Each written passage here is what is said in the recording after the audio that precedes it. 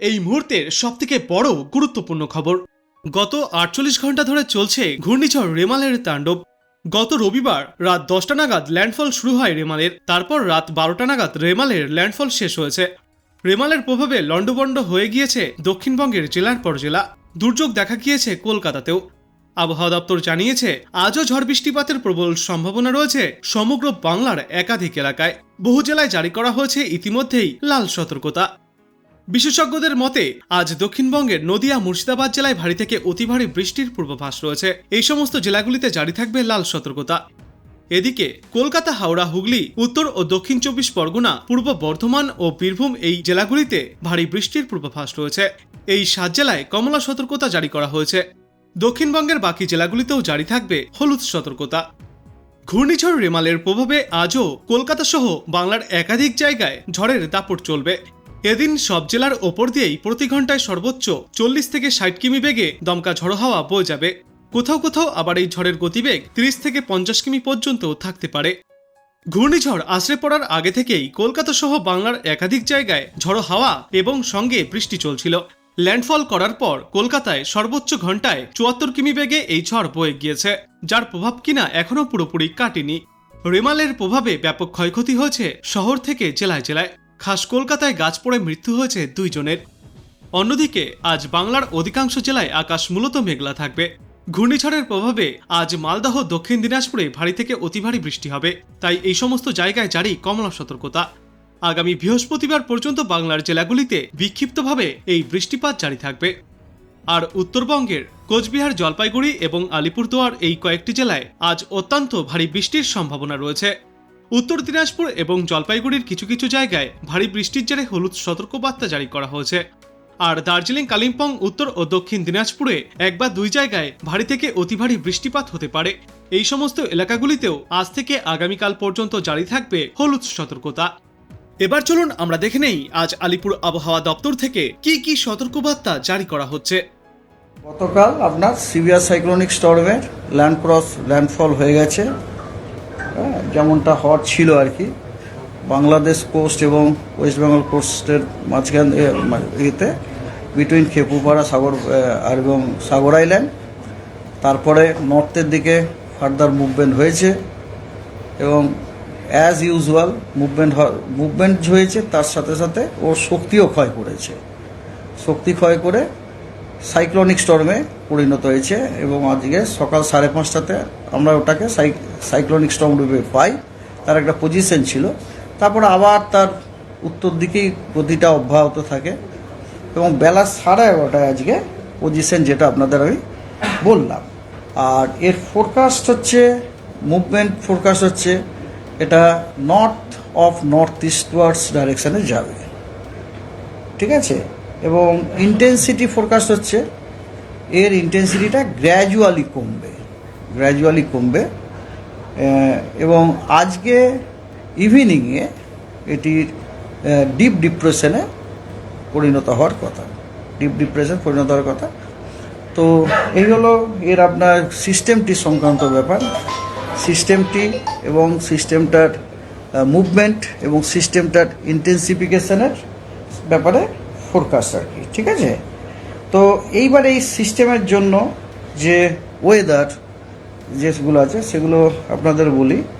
সেটা হচ্ছে যে ওয়ার্নিং আছে আজকে আপনার হেভি টু ভেরি হেভি রেনফলের ওয়ার্নিং আছে এই সিস্টেমের জন্যই। উত্তর এবং দক্ষিণ 24 পরগনা, হাওড়া, হুগলি, কলকাতা, নদিয়া, মুর্শিদাবাদ, মালদা, সাউথ দিনাজপুর, কোচবিহার, আলিপুরদুয়ার এবং জলপাইগুড়িতে, এগুলোতে সব কিন্তু অরেঞ্জ সতর্কবার্তা দেওয়া হয়েছে। দেখুন একটু ফারাক আপনারা দেখতে পাচ্ছেন, গতকাল যে আমাদের যে হায়েস্ট সতর্কবার্তা ছিল রেড, লাল, আজকে কিন্তু হায়েস্ট সতর্কবার্তাটা লাল নেই, আপনার অরেঞ্জ আছে। আর আপনার হলুদ সতর্কবার্তা দেওয়া হয়েছে আপনার হেভি রেনের, সেগুলো হচ্ছে east West Medinipur, east Bardhaman, Birbhum, Darjeeling এবং কালিম্পং।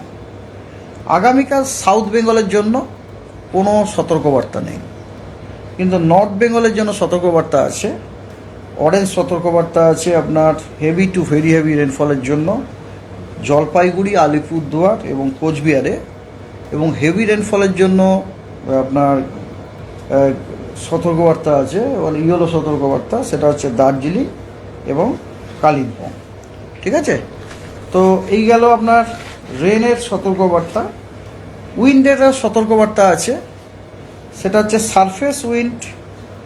আজকে কিন্তু পশ্চিমবঙ্গের সব জেলাতে সারফেস উইন্ড 40 থেকে 50 কিলোমিটার প্রতি ঘন্টাতে সতর্কবার্তা আছে।